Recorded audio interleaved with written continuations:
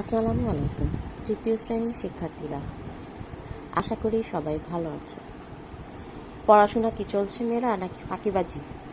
মেয়েরা পড়াশোনা করো। হয়তো এই বছর পড়াশোনা কম হয়েছে, তবে আমরা অনলাইনে যা ক্লাস করিয়েছি, আমি আশা করব যে তোমরা এই ক্লাসগুলো দেখে দেখে তৃতীয় শ্রেণীর পড়াটা পুরোটাই আয়ত্ত করতে পারবে।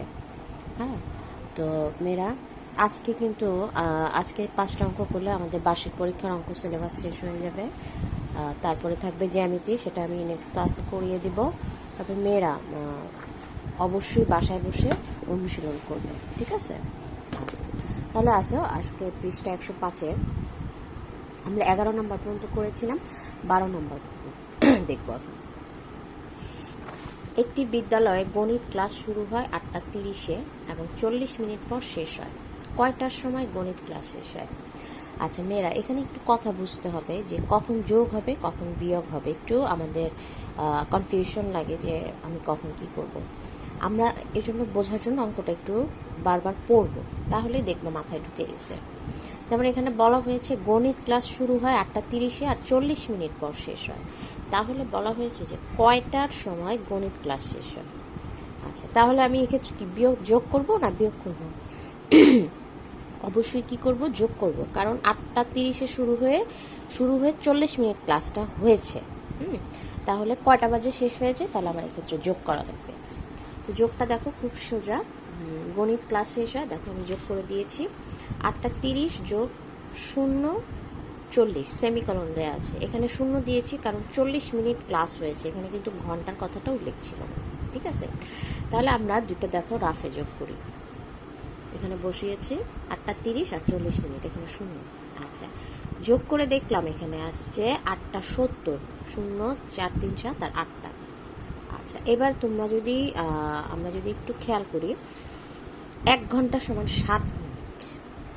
8:70 কখনো বাজে না, তাহলে কি করতে হবে? মিনিটের জায়গায় দেখো এখানে 70 আছে, তার মানে কি এখানে 60 মিনিট কিন্তু ক্রস চলে গেছে। 60 মিনিট আমরা যেটা জানি, 60 মিনিট সমান 1 ঘন্টা, ঠিক আছে?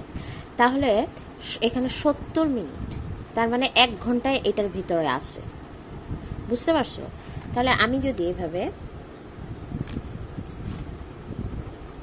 দেখো 1 ঘন্টা, এই যে দেখো এই 70-এর ভিতরে 60 মিনিট আছে, তাহলে কি করব, তুমি 70 থেকে 60 বিয়োগ করে দিবা, তাহলে রইল 10 মিনিট। আর 1 ঘন্টা যে রইল এটাকে তুমি 8-এর সাথে নিয়ে আসবা, কারণ ও হচ্ছে ঘন্টা এখানে।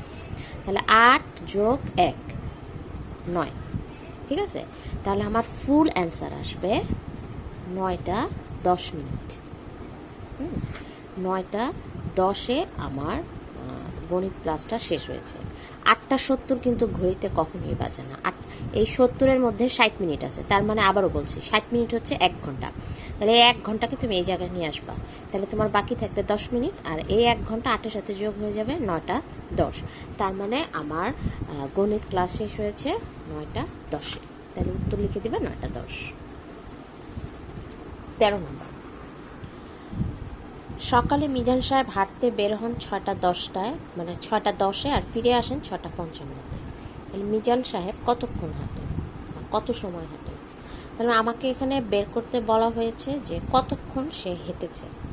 আচ্ছা, তাহলে এটা বিয়োগ হয়ে যাবে। তাহলে সকালে হাঁটতে বের হয়েছে কটা বাজে, 6টা 10-এ, আর ফিরে আসছে 6টা 55-তে। তাহলে সে কতক্ষণ হাঁটছে? তাহলে আমি দেখো বিয়োগটা কিভাবে করেছি। মিজান সাহেব হাঁটেন, 6টা 55-কে আগে আনছি, যেহেতু বিয়োগ হয়ে যাবে অঙ্কটা, তাই কি হয়ে যাবে, বড়টা আগে আসবে আর ছোটটা পরে। 6টা 55 বিয়োগ 6টা 10, তাহলে দেখো বিয়োগটা আমি রাফে করেছি। 5 থেকে 1 গেলে 4, আর 6 থেকে 6 গেলে 0, তার মানে ঘন্টার ঘরে 0।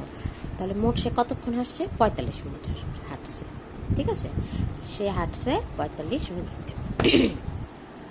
14 নাম্বার, একদিন সকালে 9টা 20-এ বৃষ্টি শুরু হয়েছিল আর বৃষ্টি থেমেছিল 12টা 45-এ। কতক্ষণ বৃষ্টি হয়েছিল? এটা কিন্তু ঠিক 13 নম্বরের মতোই।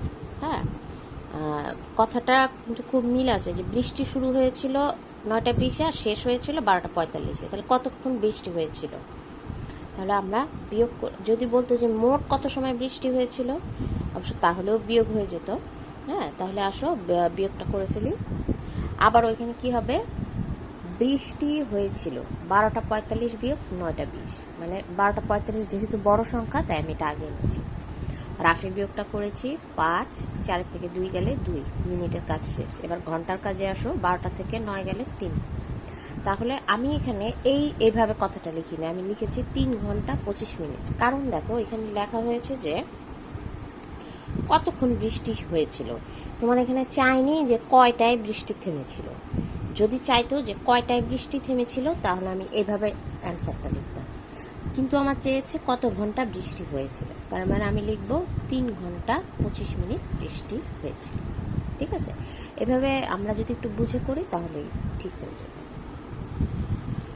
ববি 15 নম্বর অঙ্ক। ববি সন্ধ্যায় 7:25 পড়া শুরু করে, সে রাত 10:40 পড়া শেষ করে। সে কতক্ষণ পড়ে? সেম বৃষ্টির মতোই কিন্তু অঙ্কটা। ববি পড়ে 10:40 বিয়োগ 7:25, তাহলে বিয়োগ করি আসো। বিয়োগটা দেখো সাজিয়েছি, 0 থেকে 5 গেলে 5, হাতে আছে 1, 2 আর 1 3, 4 থেকে 3 গেলে 1, 5 আমার হাতে নাই। এবার ঘন্টার কাজ, 10 থেকে 7 গেলে 3, তার মানে সে পড়েছিল 3 ঘন্টা 15 মিনিট। ঠিক আছে, দেখো এখানে উত্তরটা চেয়েছে যে সে কতক্ষণ পড়ে। ঠিক আছে, যদি বলতো যে সে কয়টা পর্যন্ত পড়ে তাহলে কিন্তু আমার অ্যান্সারটা অন্যরকম আসতো।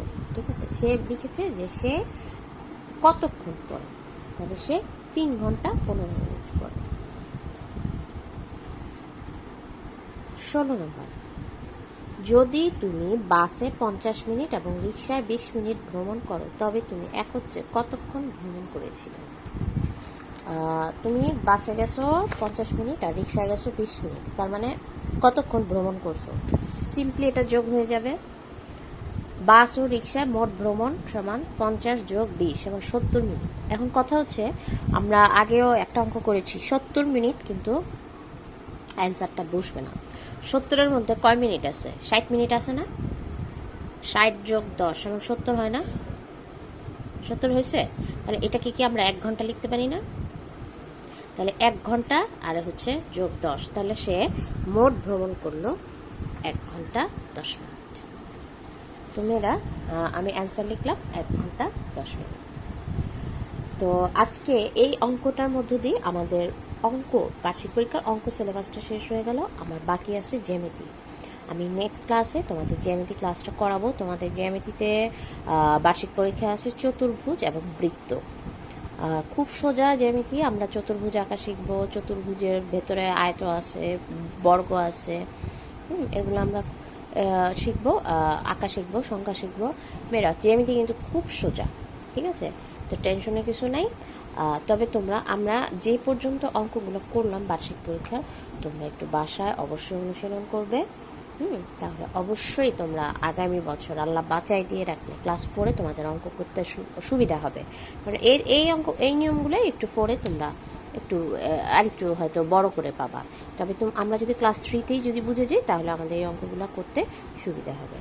তোমরা আজকে এ পর্যন্তই। সবাই আল্লাহর কাছে দোয়া করো আমরা যেন তাড়াতাড়ি স্কুলে সবার সাথে দেখা করতে পারি। ওকে, তাহলে খোদা হাফেজ।